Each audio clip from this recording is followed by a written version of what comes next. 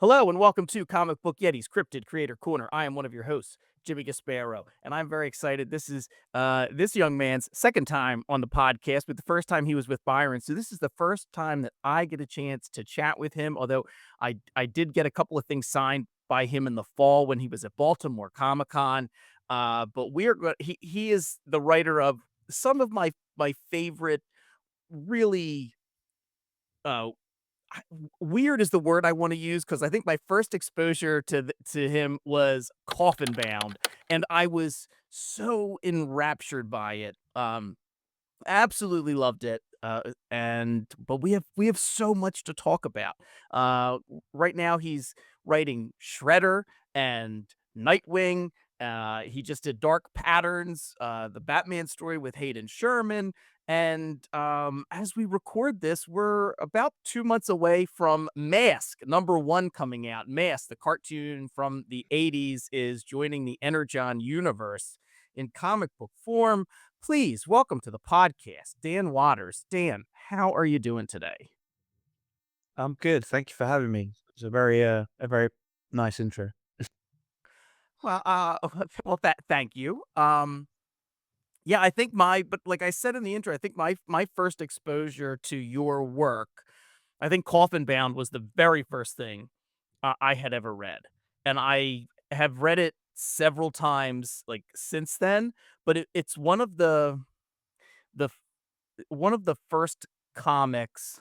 Um, in a long while where as soon as I was done reading it, I like instantly wanted to find like friends, either like make somebody in real life read it or somebody online that was talking about it. Like it was something I wish I had I wish I was back in school and like I was going to class to like talk about a book. There were just so many interesting things that I found in Coffin Bound.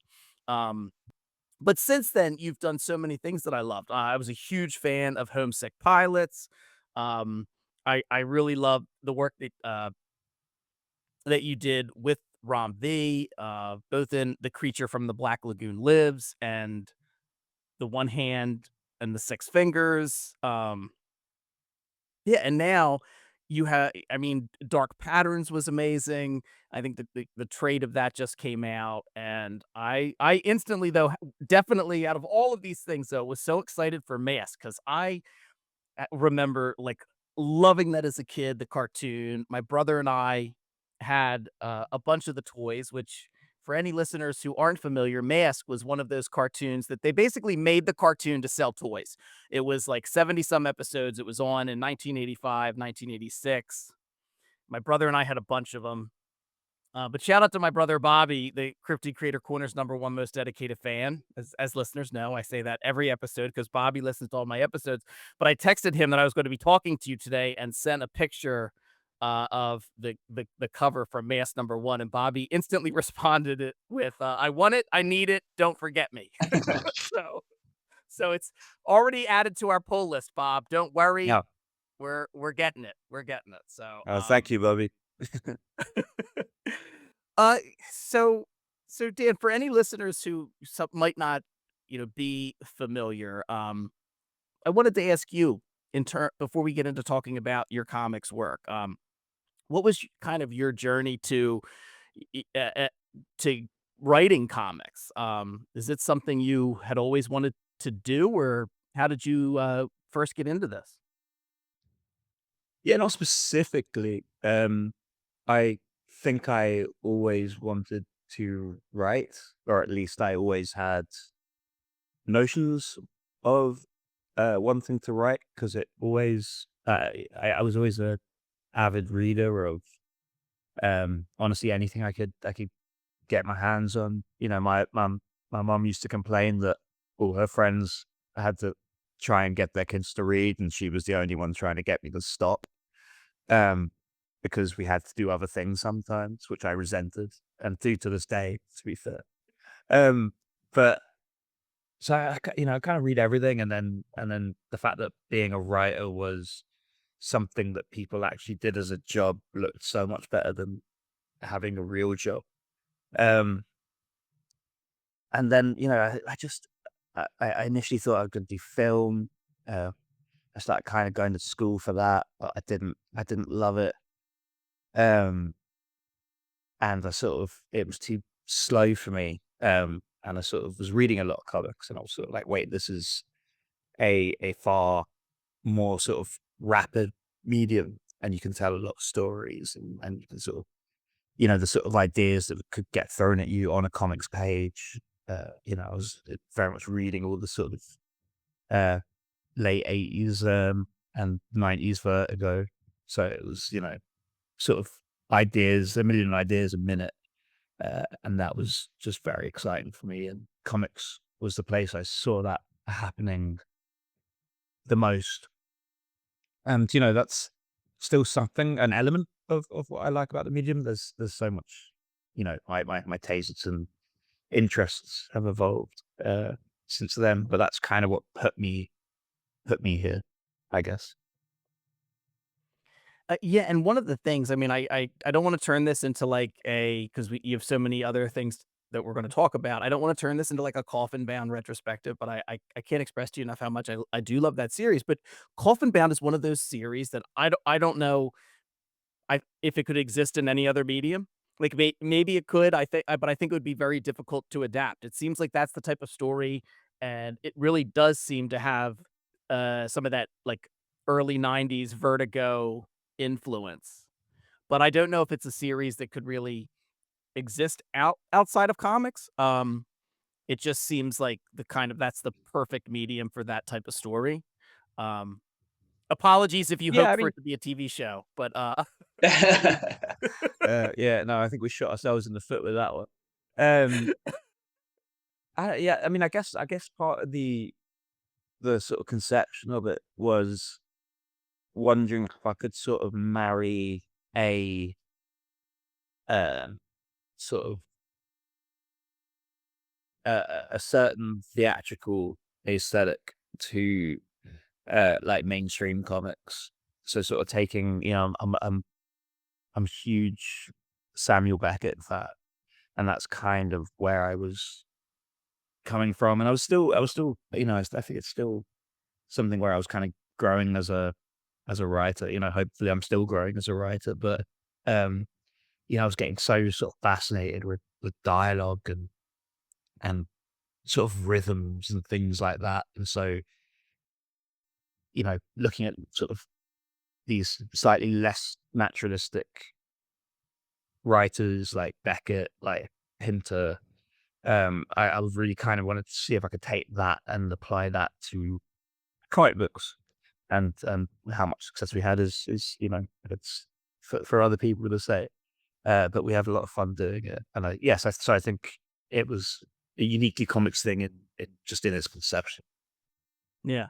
Um, and you've done so many, different series since then, both in terms of creator owned and working, on other projects. For example, the Dark Patterns, with Hayden Sherman, getting a chance to write not only a Batman story, but something, of that length. Kind of what was that experience like for you, as a writer? I mean, I know you worked a little bit on some of the other, like I think the main Batman line, I guess I'll call it, I think before Dark Patterns, but what was that experience like you know, coming into that series with your sensibility and how you write and there's been some like really amazing creators that have worked on Batman.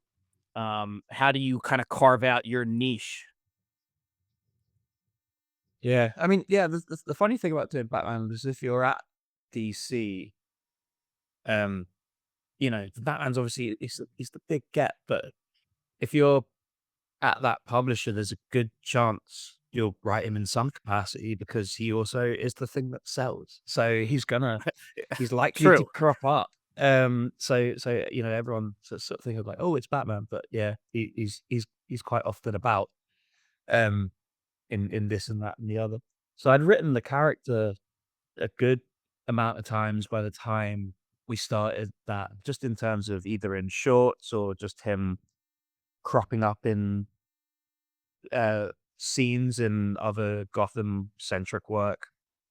Um, but this was very much the opportunity to kind of do my Batman, I guess, as it were. Um, which eventually became very much mine and Hayden's Batman, but we started that project without an artist attached. So the first couple of scripts, which I then did go back and rejig, but it was very much me just going, okay, here's what I think of this character who's kind of been uh knocking around in my head since I was 4 years old, in various iterations and incarnations.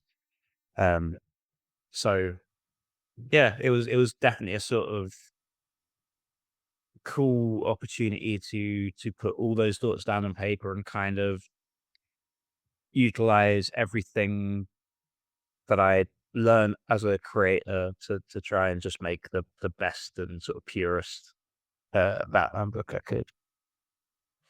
Yeah, I think it's interesting when different creators approach, or writers in particular approach Batman and, to try and find a focus, whether or not um, Batman as the vengeful vigilante, or Batman as the world's greatest detective, or Batman, using all of his different gadgets, whatever it might be. I always prefer Batman stories where it really is focused on the mystery. Like I love the Batman that uh, is the world's greatest detective, kind of like first and foremost. I really liked about Dark Patterns that it's especially especially the first issue. I think really focuses um, on the mystery of it. Um, I also like there's always the scene in Batman where, like, Gordon turns around and Batman's just, like, gone. I do like in the first issue where, like, Gordon sees him leaving and is like, "Hey, where you going?" And he's off. I I will say though, there was one thing I did think was funny knowing that you are from London. There was a line of dialogue which I thought was odd just because I always think of Batman, as set in the US, but, there was a reference to people as pensioners, and I was like, "Oh," I was like, Yeah. you could definitely tell somebody from the UK wrote this." Yeah, it's funny. Like you're the first one who's mentioned that one, but yeah, now you say it, I it is funny. Like having moved from the UK to the US, and having married an American, you do realize that there are far more linguistic differences than you kind of expect going in. There are there's quite a lot of cultural difference, more than I think people from the UK often appreciate. But yeah, when those things slip through in any comics that I've written, I can always count on being told. Well, look, I didn't mean it as a criticism or to make you feel bad. I thought it was I like those things. I just thought it's, like, Oh no, yeah, uniquely you, you know? yeah, and don't get me wrong, the Brits are will be very happy to tell Americans when it gets stuff wrong as well. Oh, sure. I watched a I saw it one time in a comic by an American, and it was like someone in England, and they were talking about their money, and they're like, "I've got all my sterling," and no one's ever said that in the history of British I do watch currency. of of British TV, um, and I'm fascinated by that in terms of how, the same thing, like, kind of develops slang or you know, different terms like that in terms of, somebody who's a retiree or somebody who's on Social Security here or a pensioner in the UK. Um, I just heard one the other day that I was thinking of because, like, we have daycares here and babysitters, but I heard somebody on a British television show refer to him as a childminder, which I'm assuming is a Mm, babysitter, but we don't, it's just a different yeah, way of saying it. yeah, yeah, and we don't say like kindergarten, we don't say Yeah. daycare. Like there's loads of words that are just totally. Well, hopefully you're adapting You're adapting well to being here in the US. Uh, Doing my uh, best. um, but yeah, I really love Dark Patterns. I mean, I'm a huge fan of Hayden as well, and I really liked.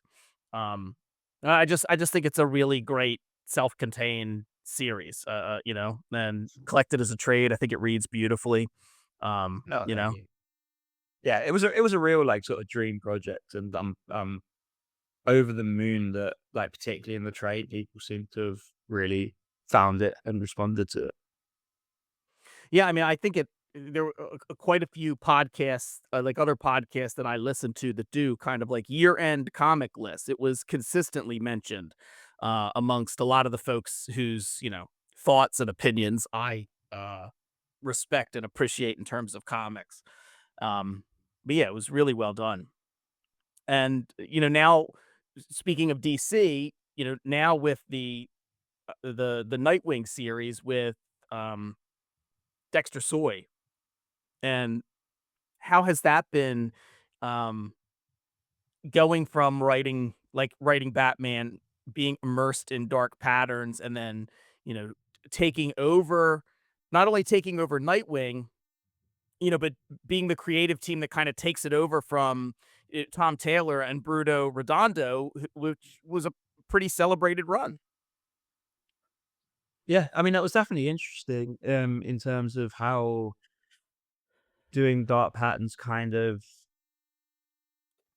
because I was still writing dark patterns when we started doing Nightwing, but they were very different beasts in terms of dark patterns was on the back burner for as long as we wanted it to until it was ready. And Yeah. then once we sort of were happy to put it out, we put it out. It was no one was like there needs to be an issue of dark patterns in the world by this date. Um, whereas Nightwing is an ongoing book, so even though came out it came out a few months before Dark Patterns, my first issue with Nightwing. It was um it was a far shorter runway. Um it was, we sort of started it in the summer and then it was out by the full Yeah. full being another word we don't say in the UK. Uh but it also in terms of what I was doing with Dark Patterns meant that I didn't want to be kind of writing the same book twice at the same time. So we kind of went a lot bigger with Nightwing and a lot more sort of maximalist. And Dexter has a sort of wonderful sort of uh, manga influenced style that kind of let us do that and sort of lean into the sort of more superhero side, the more sort of Superman side of that character.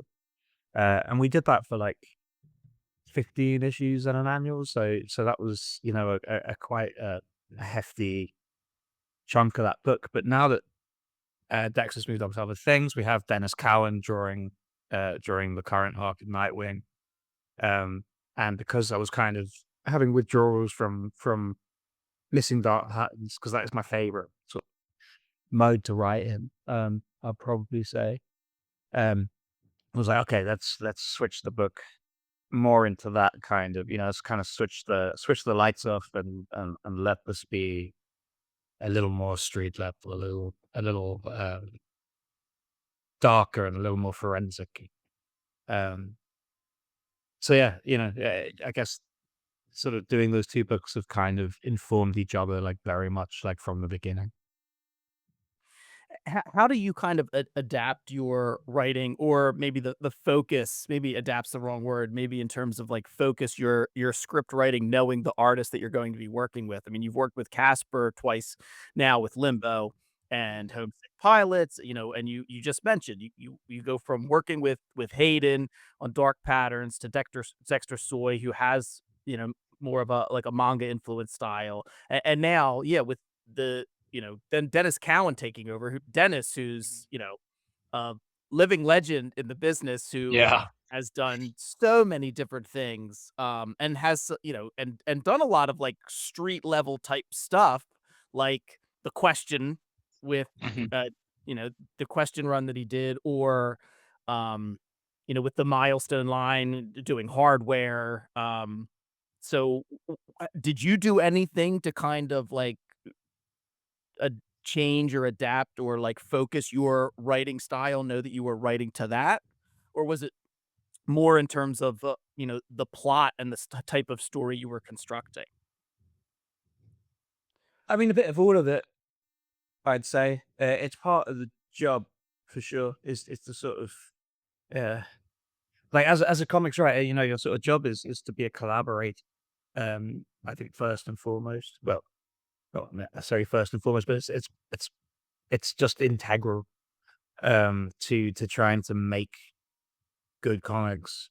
I always sort of think of a script as, it's less a sort of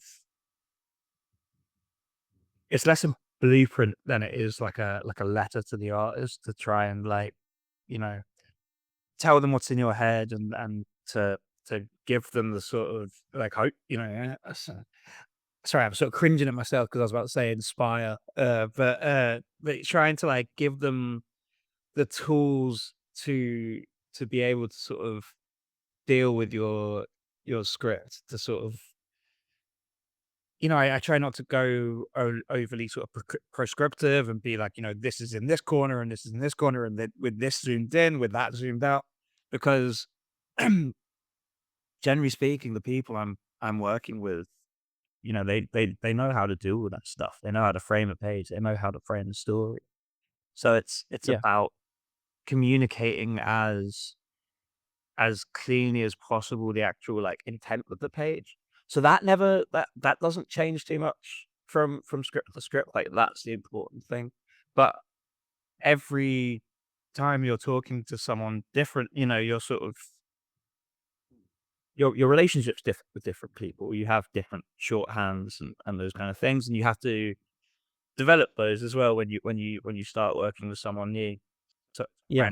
it's kind of it's a new dance part each time, and it's kind of figuring out those shared languages, I guess. Yeah. No, I mean that yeah, that makes a lot of sense. Had you like what was your reaction to find that you're gonna, gonna be working with like somebody like Dennis Cowan? Was there added pressure or were you already like, look, I'm already doing Nightwing. It's but I don't know. For me, if I'm like, oh, now it's somebody like Dennis, I'd be like, oh, okay. Now I Yeah, I mean, I guess there's the sort of um fear of. I've also got there's another artist coming on who they haven't announced yet, but he's coming on to one of the books. Who's similarly to Dennis, also not just an artist, but an artist writer who is, in this case, drawing someone else's script, but doesn't always. oh, And okay. there I definitely feel, it's like, okay. And it's the same with Dennis, he's a fully rounded creator in his own right. He doesn't need to be drawing Sure. by scripts. So I guess it's just a thing. It's not trying to sort of be uh self-deprecating or trying to be an arrogant knob, but it's kind of just the thing of like, okay, I'm really going to need to justify my presence there, to justify, why make it worth their time, or hopefully, do my best endeavor as best I can to make it worth their time to be drawing my scripts rather than, just doing their own thing.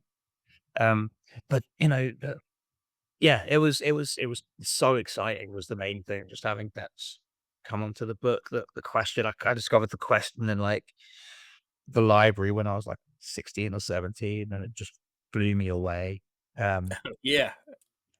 those Benny O'Neill stories and those kind of things. And I knew that was the kind of mode and tone that I would like love to capture with this current sort of era of the Nightwing run we're in.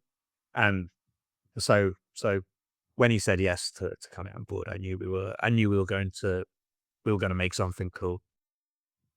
Oh, awesome. That's awesome.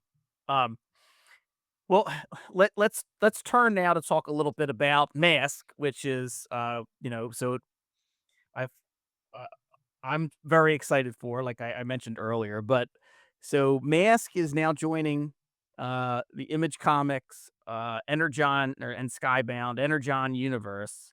Mask, Mobile Armored Strike Command. So Command with a before we K. get into how Yeah. the yeah, with a K. Before we get into this, I wanted to ask you, like, did you have like any like experience with the cartoon? Like, were you familiar A with the bit. cartoon before? Because you're I believe a Yeah. fair bit younger than me because I'm old. And I was a kid when the cartoon was on, but I didn't. Yeah, I'm Did you have younger than any the like? cartoon. Um, Yeah. I I did more than I ever did with G.I. Joe, because when I got asked to do Destro, my I was sort of asked, "Are you interested?" And I was like, "I'm definitely interested, but I don't know a single thing about G.I. Joe, just so like, up front." Um, and they were like, "No, that's fine, this is a whole new universe, and we want Right. your voice," which is, very, very kind and very flattering. And I'm very, very proud of that book. It was a lot of fun. Mask was a little bit of a relief when it was, they came to me with another book, because I was like, "Oh, that one I know a little better, because it actually existed in the UK, whereas G.I. Joe kind of didn't, because Action Force and Action Man were in its place, because a real American hero didn't translate as a concept. Sure. So Hmm. they reskinned it all. So we had a totally different thing, and it had morphed into something totally different again by the time I was a kid. But Mask had sort of come over in its original form, far more so.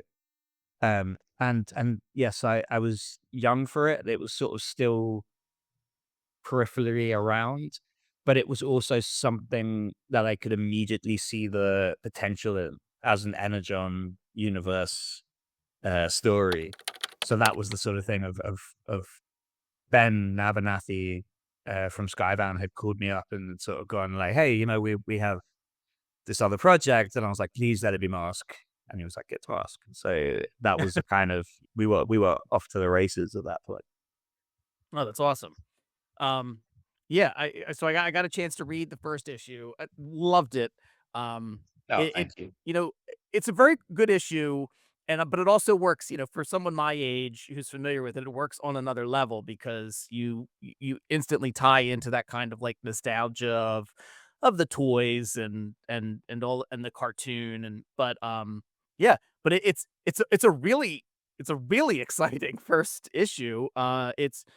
It Pi Par, and I Mm, think it's colored by Pierluigi Castellino, mhm. but uh, it's like very kind of action centric. It's a very exciting first issue to kind of introduce the team, and yeah, what was it like, trying to figure out how you would fit, tell the first issue so it's exciting, and you want folks to come back for issue 2, and then, you know, find little ways to tie it into the Energon universe. Oh, yeah. I guess, those are all kind of the again, all kind of the job. It's fitting all those puzzle pieces together is the sort of challenge, particularly of an issue one.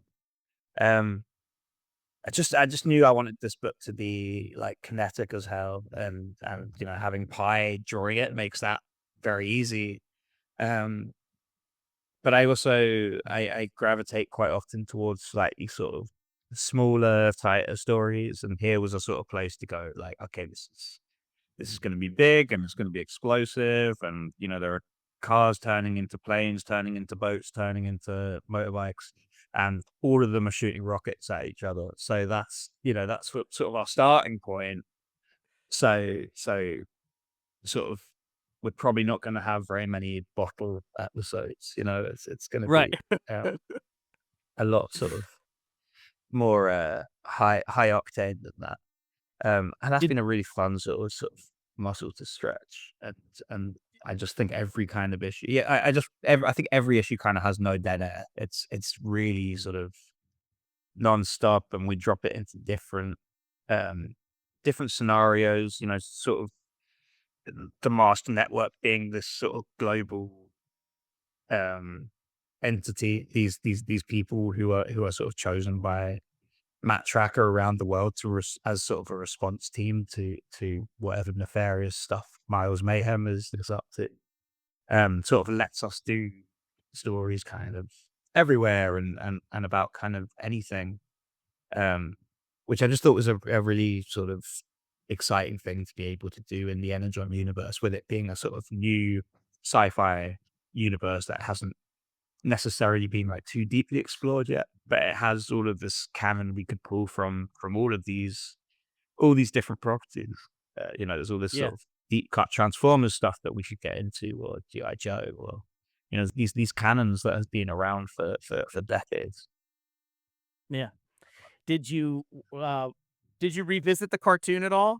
Like, did you try and track any of it down uh, Yeah, before of you course. started Yeah, writing? I was yeah, of wondering, course. Yeah.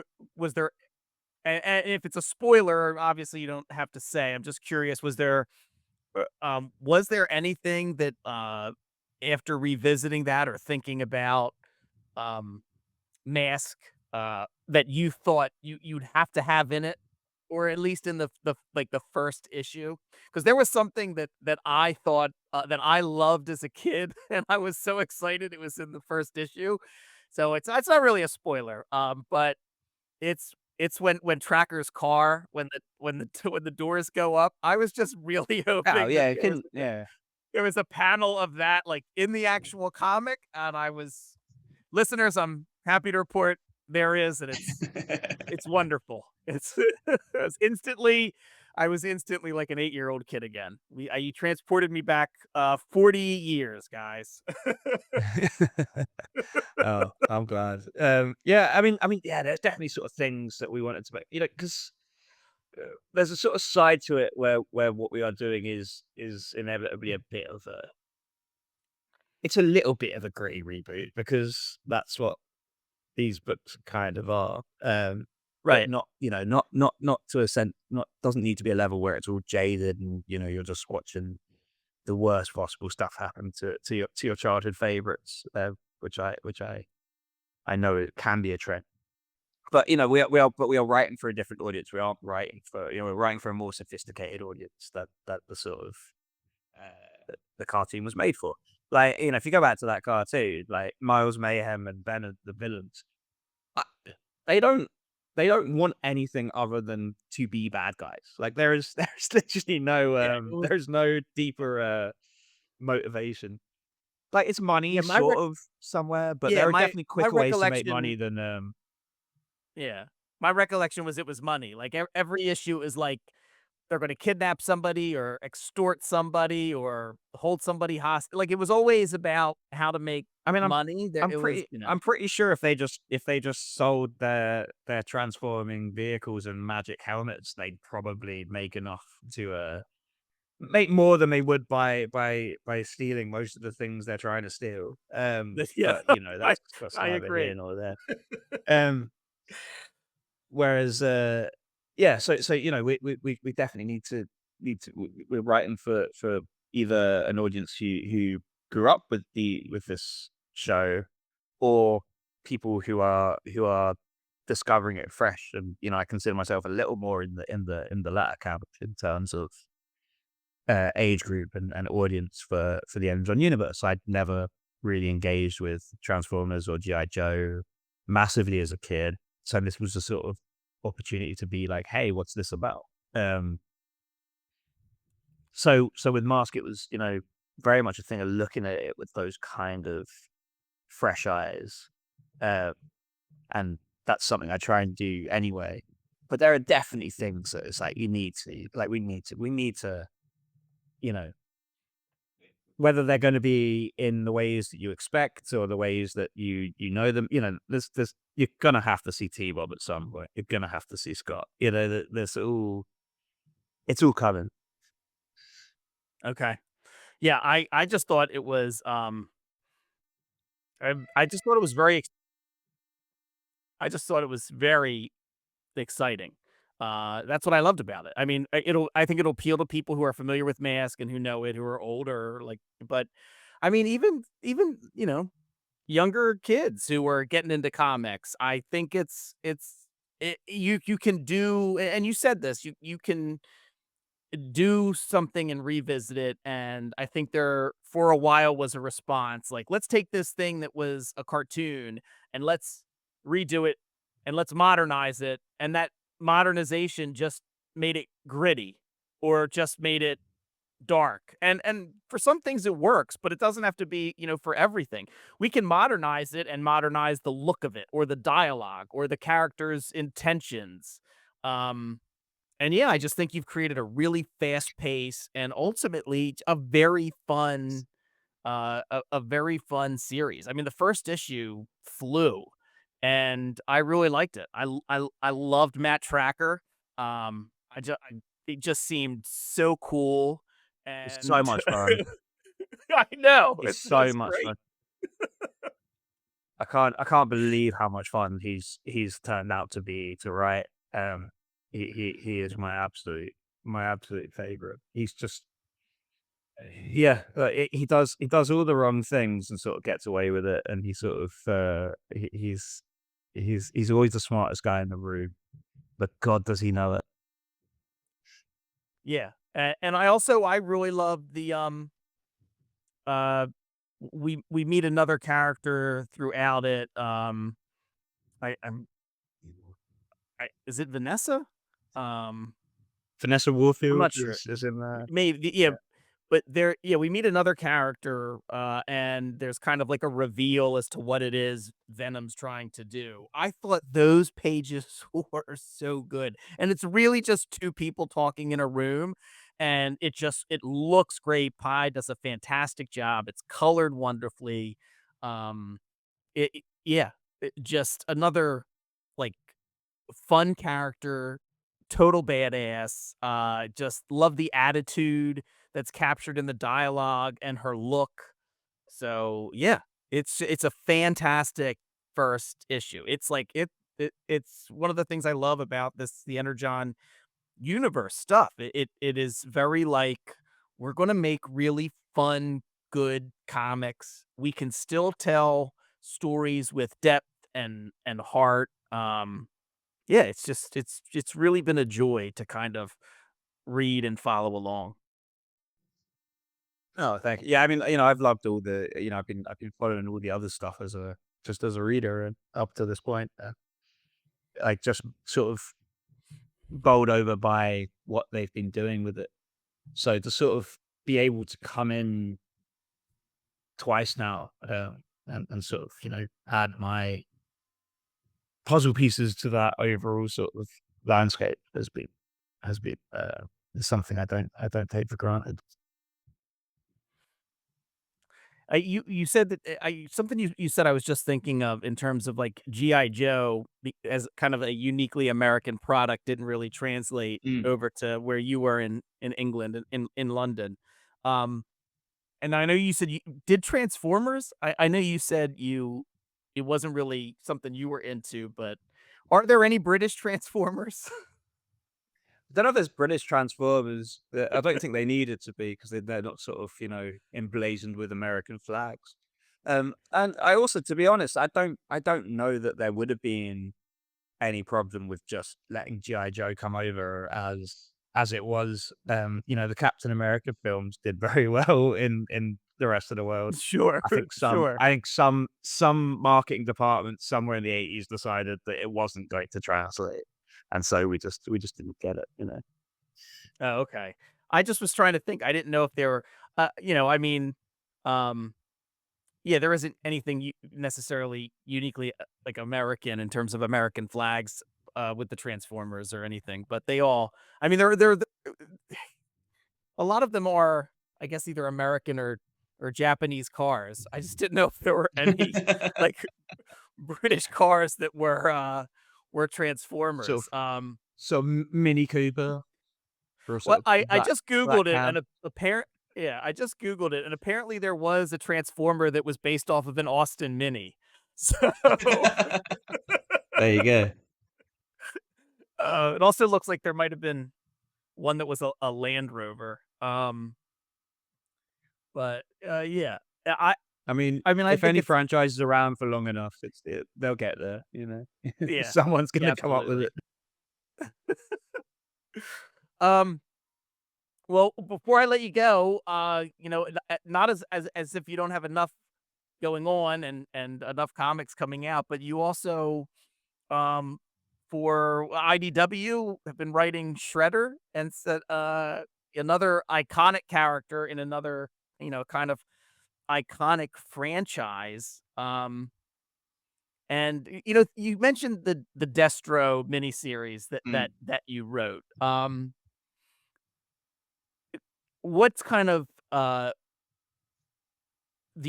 what did you find in terms of both of those characters, and what strengths of yours did you pull on to write too? I mean, very classic kind of complex, I think, villains in both of those, Destro and Shredder.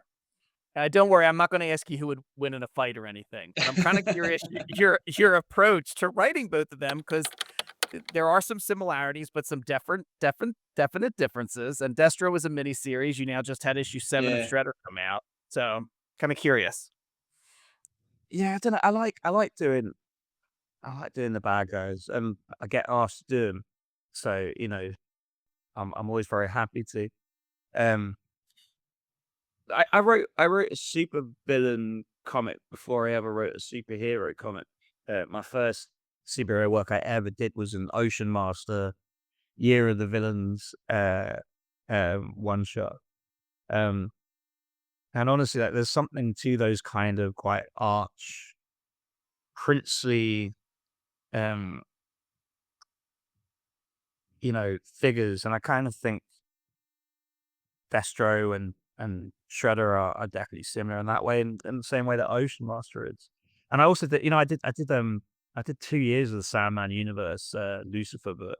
Yeah, he did So again, Lucifer. that's Yeah, sure. another sort of, he's on a different sort of power scale, but as he sort of the way he navigates the world isn't massively similar to any of those characters. There's something I think I just really enjoy about writing sort of someone who's really pretty horrible and then not necessary. I think you only need to justify them as far as we understand why they're doing what they're doing. You don't have to justify their actual actions. And I think that's just those things are just fun to write. It's fun to be the bad guy. Uh, at least in this context. So yeah, I don't know. It's just something I enjoy, something I think I have a handle on. Yeah. Um, in terms of like influences, did you ever have a particular, villain that you felt like when you were younger, something you read or watched or saw? Was there any, villain that first attracted you to that kind of character? Oh, I don't know. I mean, I'm a big horror movie nut, so I was always sort of, I liked all the sort of slashers, like Freddy's up there in terms of uh uh sort of very evil characters who became far more likable than they had any right to be. I mean, it is still very weird that Freddy Krueger became a you know both a household name and a sort of cuddly a cuddly figure when you go back to that first movie. It's like, oh wait, maybe yeah, that's weird. Yeah, Uh, it is weird that children dress up as him for Halloween. it Um, is. Yes. I don't know. I think it would be a sort of hodgepodge of the sort of the very classic ones in the genre. Joker, like Mhm. Mark Hamill's Joker, and all those kind. Yeah. They're just they're just always so much fun to watch. Yeah. I mean, they are, absolutely, and you have certainly, um, I mean, left your mark on several of them in terms of the comics that you've written. So yeah, I haven't checked out Shredder yet, but I definitely want to.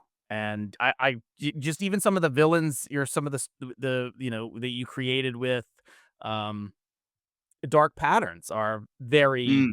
interesting. For listeners who have read Dark Patterns, or if you haven't, go do it. It's tremendous. But yeah, Dan, I'm so thankful that you had some time to sit down and talk to me. Like I said, the, one of the best things about doing this podcast is just getting to pick the brain of folks that I really love their work, and I've been a fan of yours since Coffin Bound, and I've I've tried to read um as much as I possibly could get my hands on in terms of the work that you've done since. Sick Pilots was another one. So yeah, listeners, if you haven't read either of those, please do so. You will not be disappointed. And Danny's work on Coffin Bound and Casper's work Mm, on Homesick Pilots are tremendous. Um, and yeah, yeah. go get Shredder. Pick up Dark Patterns. The trade is out. And Mask will be out June 10th, and I'll have a link in the show notes. You can check it out. You can let your local comic book shop know that you want it. There's like a bunch of different covers, which So are a lot of all covers. awesome. Yeah, I think I'm getting the A wraparound cover and the B cover for Bobby and I. So we have our orders in there. It's on our pull list. Um, yeah, and if you haven't yet, I really like I also like the Universal Monster stuff that they've been Mm. doing, and your Rom V's The Creature from the Black Lagoon is one of my favorites, and your Creature from the Oh, Black thank you. Lagoon Lives I thought was awesome. So yeah, thank you very much, Dan. I really appreciate it. This has been awesome. No, thank you. Thank you so much for having me on.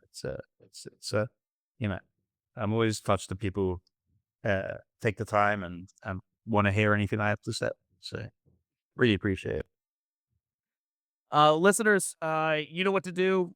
Rate, review us, do all the stuff they tell you to do about podcasts. It really helps. Thank you so much for listening. And yeah, you can find me on Blue Sky and TikTok. Let me know what you're reading, especially if you're reading any of Dan's work. I'd love to talk to you about it. And yeah, thank you so much for listening. I will see you next time.